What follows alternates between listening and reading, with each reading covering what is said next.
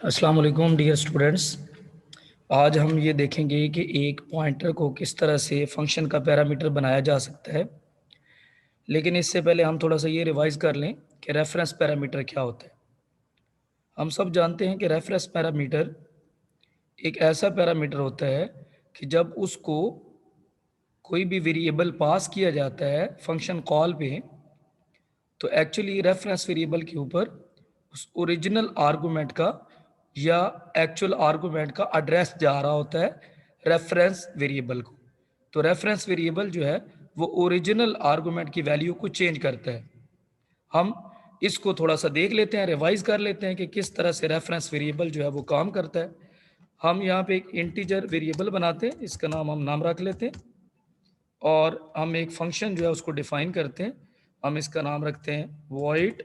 हम इसका नाम जो है इनपुट रख लेते हैं, इसकी रिटर्न टाइप वॉइड है, और हम इसके अंदर एक पैरामीटर बनाएंगे जो कि रेफरेंस वेरिएबल होगा इंटीजर टाइप का। हम इसको वैल कह लेते हैं और हम यहाँ से इनपुट लेते हैं इस फंक्शन के थ्रू। हम यहाँ पे एक मैसेज प्रॉपर प्रिंट करवा लेते हैं, सी आउट एंटर अ नंबर,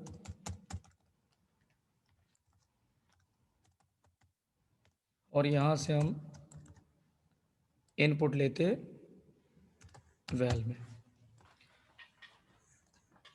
अब हम यहाँ पे इनपुट को कॉल करते हैं।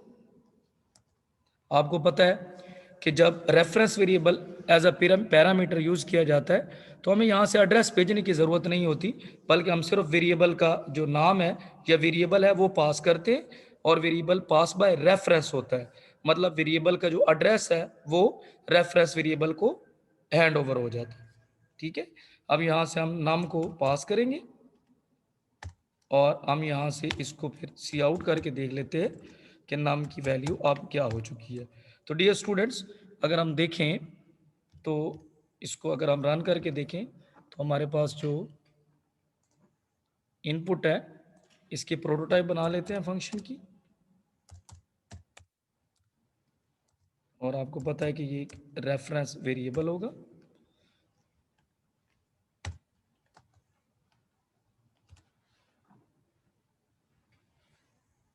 ये देखिए, हम यहाँ पे नंबर एंटर करते हैं, हम फंक्शन हमारा कॉल हुआ है, हमने यहाँ पे 10 एंटर किया, तो ये देखें ये हमें 10 जो है ये आउटपुट में दिखा रहा है। तो इट मीन्स जब भी रेफरेंस वेरिएबल के थ्रू किसी फंक्शन को कॉल किया जाता है, किसी भी फंक्शन में जब reference variable as a parameter होता है और उसको कोई भी आप आर्गुमेंट भेजते हैं, तो एक्चुअल में जो एक्चुअल आर्गुमेंट होता है, जो ओरिजिनल आर्गुमेंट होता है, उसकी वैल्यू को आप चेंज कर सकते हैं रेफरेंस वेरिएबल के थ्रू।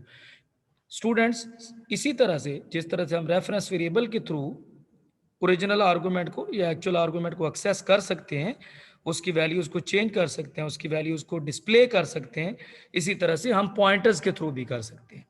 तो लेट वी सी, हम यहाँ पे एक और फंक्शन बना लेते हैं, हम इसका नाम भी इनपुट रख लेते हैं। यहाँ से हमारा एक दफ़ा फिर ये कंसेप्ट रिवाइज हो जाएगा कि आपके पास फंक्शन ओवरलोडिंग क्या होती है। तो function overloading actually functions with same name but different parameter lists. These are two functions with same name but here we have different parameter. हम यहाँ पे एक पॉइंटर बनाएंगे जो कि किसी इंटीजर को पॉइंट करेगा। तो अगेन हम वही सेम काम, सी आउट एंटर अ नंबर,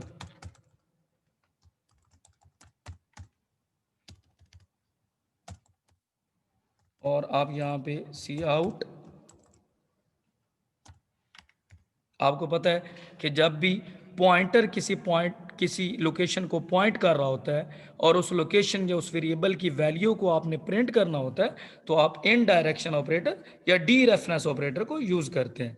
तो हम यहाँ पे इसकी वैल्यू को हम प्रिंट नहीं करने जा रहे, बल्कि हम इनपुट लेंगे। हमने इनपुट लेना है और हम यहाँ पे वैल्यू जो है वो पीटीआर में जो रेफरेंस वेरिएबल, जो हमारा एक्चुअली इस वक्त रेफरेंस वेरिएबल नहीं है बल्कि एक पॉइंटर है टू एन इंटीजर, तो हम इस पॉइंटर में, अब जब हमने पॉइंटर के थ्रू वेरिएबल में वैल्यू लेनी है तो हमें इन डायरेक्शन ऑपरेटर की जरूरत होती है, ठीक है। अब दोनों में देखें, जब आपने रेफरेंस वेरिएबल जो है उसको पैरामीटर बनाया तो आपको डी रेफरेंस ऑपरेटर या इन डायरेक्शन ऑपरेटर की जरूरत नहीं पड़ी। लेकिन जब आपने पॉइंटर को बनाया पैरामीटर तो आपको जो आपका वेरिएबल है उसको एक्सेस करने के लिए, उसकी वैल्यू को चेंज करने के लिए इन डायरेक्शन ऑपरेटर यूज करना पड़ा है। तो यहां से इस कंसेप्ट को दोबारा से दोहरा लें, functions with same name but with different parameter lists. इन दोनों की पैरामीटर लिस्ट डिफरेंट है बट विद सेम नेम। तो ये फंक्शन ओवरलोडिंग का कंसेप्ट यहाँ पे हम इसको रिवाइज कर रहे हैं। तो वॉइड इनपुट, हम इसकी प्रोटोटाइप बनाते हैं और अब इसके अंदर एक पॉइंटर होगा जो कि किसी इंटीजर को पॉइंट करेगा। एज यू नो, यहाँ पे हमें नाम देने की जरूरत नहीं होती, जस्ट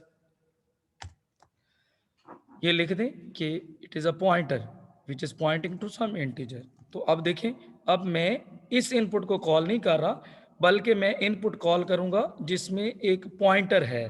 तो अब पॉइंटर वाला जो इनपुट का फंक्शन है उसको हमें कॉल करने के लिए, उसको आर्गुमेंट भेजने के लिए हमें एड्रेस की जरूरत होती है। हमने यही बात की थी जब हम रेफरेंस वेरिएबल और पॉइंटर्स का कंपैरिजन कर रहे थे कि रेफरेंस वेरिएबल थोड़ा अपर लेवल पे काम करता है। अपर लेवल का क्या मतलब है कि जब आप रेफरेंस वेरिएबल को एज अ पैरामीटर बनाते हैं तो फंक्शन कॉल पे आपको एड्रेस ऑपरेटर यूज करने की जरूरत नहीं होती। लेकिन जब पॉइंटर आपके फंक्शन का पैरामीटर है तो अब आपने अगर आर्गुमेंट भेजना है तो ये कोई वेरिएबल होगा और उस वेरिएबल का एड्रेस जाएगा और ये एड्रेस जो ही फंक्शन कॉल होगा ये इस पीटीआर को असाइन हो जाएगा। तो इट मींस अब ये जो पॉइंटर पीटीआर है ये नम जो हमने मेन के अंदर बनाया था इस मेमोरी लोकेशन को पॉइंट करना शुरू कर देगा। तो जब हम इस पॉइंटर के थ्रू उस मेमोरी लोकेशन के अंदर कोई चेंज करेंगे तो एक्चुअली वो हमारे ओरिजिनल आर्गुमेंट के अंदर, नम के अंदर, हमारे एक्चुअल आर्गुमेंट के अंदर चेंज होगा। तो हम इसको देख लेते हैं यहाँ पे कि ये वाकई इस तरह होता है कि नहीं होता। हम इसको कंपाइल करते हैं और ये देखें जो ही मैंने इसको कॉल किया है तो अब ये देखें यहाँ से नम का एड्रेस जो है, एड्रेस ऑफ नम जो है वो ये यहाँ से पास होगा इसको, ठीक है। ये देखें ये इसका एड्रेस है, ये 934 इसके लास्ट पे है। ये एड्रेस जो है ये हम भेजेंगे अपने पॉइंटर को। तो ये देखें 935 34 जो लास्ट पे था, अब इस पॉइंटर को ये एड्रेस मिल चुका है, ठीक है। अब हम इस तरह से इस पॉइंटर के अंदर सी इन करते हैं तो यहाँ से हम 10 देते हैं वैल्यू और हम यहाँ से जो है वो फंक्शन से ख़त्म करके बाहर आते हैं।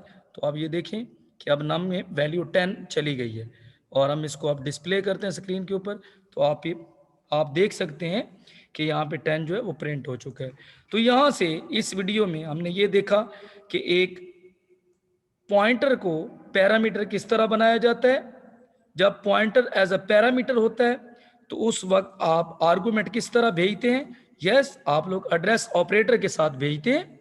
ये बिल्कुल इसी तरह है जिस तरह आप एक पॉइंटर बनाते हैं और आप उसको कोई भी वेरिएबल एड्रेस के साथ असाइन करते हैं, वेरिएबल का एड्रेस असाइन करते हैं। तो अब फंक्शन कॉल पे इस आर्गुमेंट का जो एड्रेस है ये पीटीआर के अंदर कॉपी हो जाएगा और पीटीआर जो है वो ओरिजिनल आर्गुमेंट को एक्सेस कर लेगा, ठीक है। हमने इस वीडियो के अंदर फंक्शन ओवरलोडिंग के कंसेप्ट को भी रिवाइज किया। Functions with same name but different parameter lists. यहाँ पे एक रेफरेंस वेरिएबल पैरामीटर है, यहाँ पे एक आपका पॉइंटर जो है वो पैरामीटर है, ठीक है। तो इस वीडियो में हम यहाँ तक ही देखेंगे। नेक्स्ट वीडियो में हम ये देखेंगे कि पॉइंटर टू अ कांस्टेंट क्या होता है, कांस्टेंट पॉइंटर क्या होता है और constant pointer to a constant क्या होता है। तब तक अपना ख्याल रखें। अल्लाह हाफिज।